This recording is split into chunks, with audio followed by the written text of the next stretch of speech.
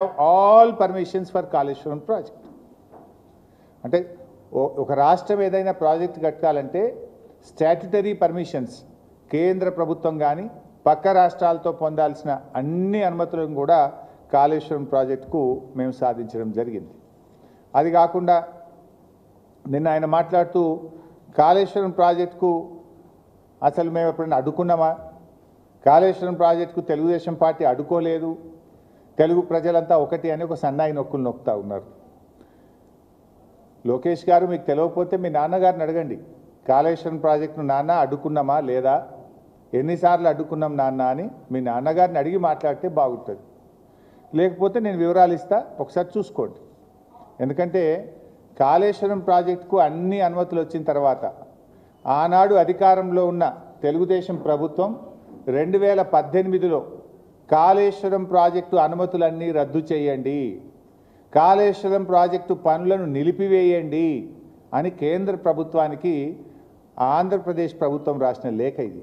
ఒక్క లేఖ కాదు, కాళేశ్వరంను వ్యతిరేకిస్తూ 20 జనవరి 2016, 5 మే 2016, 28 మే 2016, 19 April 2017, 25 July 2017, 5 June 2018, 13 June 2018 Kaleshwaram ప్రాజెక్టును వ్యతిరేకిస్తూ మీ నాన్నగారు 7 ఉత్తరాలు రాశారు.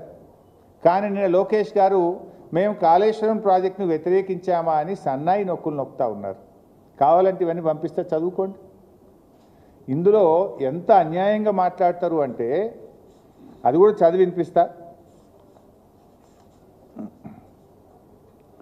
In view of the above, రాసి 18వ paragraphలో, it is requested that the clearance of technical advisory committee for the Kaleshwaram project of Telangana may please be reviewed as in case of the Kaleshwaram project requires to be approved by the Apex Council. Meanwhile, the state of Telangana be directed not to proceed with further execution of the Kaleshwaram project until provisions of AP Reorganization Act are complied with. అంటే మీరు ఇచ్చిన అనుమతులు నిలిపివేయండి, project పనులు ఆపివేయండి అని ఏమంటారు? AP reorganisation act ప్రకారంగా అన్ని అనుమతులు కావాలి అని. ఇది కేంద్ర ప్రభుత్వం మన ఎస్కే జోషికి ఆనాటి వాటర్ రిసోర్స్ సెక్రటరీ రాసిన లేఖ. Kaleshwaram is not a new project, ఇది ప్రాణహిత చేవేళ్లలో అంతర్భాగము. అందువల్ల దీనికి ఏపీ రీఆర్గనైజేషన్ యాక్ట్ రూల్స్ వర్తించవు అని స్పష్టంగా ఆనాడు ఒక సమావేశంలో నిర్ణయించి మన రాష్ట్రానికి కమ్యూనికేట్ చేశారు. దీని ప్రకారంగా తీసుకోవాల్సినటువంటి 11 అనుమతులను కూడా కాళేశ్వరం ప్రాజెక్టుకు మేము తీసుకున్నాం. అన్ని అనుమతులతో కాళేశ్వరం ప్రాజెక్టును కట్టడం జరిగింది. కానీ మీరేమంటారు, మేమైనా కాళేశ్వరంను అడ్డుకున్నామా? 7 ఉత్తరాలు రాసిండు మీ నాయన. అడుగు ఒకసారి నాన్నగారిని, కాళేశ్వరంను అడ్డుకున్నామా నాన్న లేదా అడ్డుకోలేదా అని మీ తండ్రి గారిని అడగండి. అడిగి మాట్లాడితే బాగుంటుంది. ఇలా ఏమర్థమవుతా ఉంది? కాళేశ్వరం మీద కుట్ర చేసి మేడిగడ్డ నుండి నీళ్లు ఎత్తిపోయకుండా నీళ్ళన్నీ కిందికి ఆంధ్రప్రదేశ్కు రావాలనే కుట్ర చేసినట్టుగా అనిపిస్తూ ఉంది. అంటే తెలంగాణలో కట్టిన ప్రాజెక్టులను నిర్వీర్యం చేయాలి, ఆంధ్రప్రదేశ్లో మాత్రం అక్రమ ప్రాజెక్టులు కట్టి తీరాలి.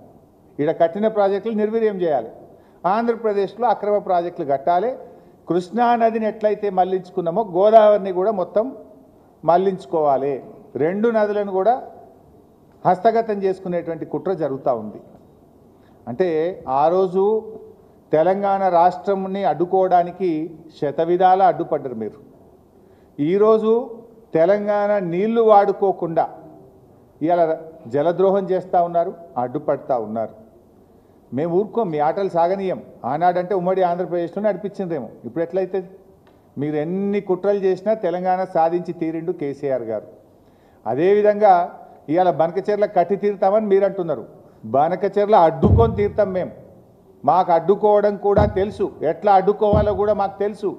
మీరు కట్టి తీరుతామని మీరు మాట్లాడినంత మాత్రాన ఈ దేశంలో రాజ్యాంగం ఉన్నది, సుప్రీంకోర్టు ఉన్నది, ఈ దేశంలో కాన్స్టిట్యూషన్ ఒకటి ఉన్నది. నీ ఇష్టం వచ్చినట్టుగా ఏదో 10 మంది ఎంపీలు చేతులు ఉన్నారు కదా, ఢిల్లీలో బీజేపీ గవర్నమెంట్ చేతులు ఉంది కదా అంటే, ఈ దేశంలో కొన్ని హక్కులు ఉన్నాయి, కొన్ని చట్టాలు ఉన్నాయి, కోర్టులు ఉన్నాయి.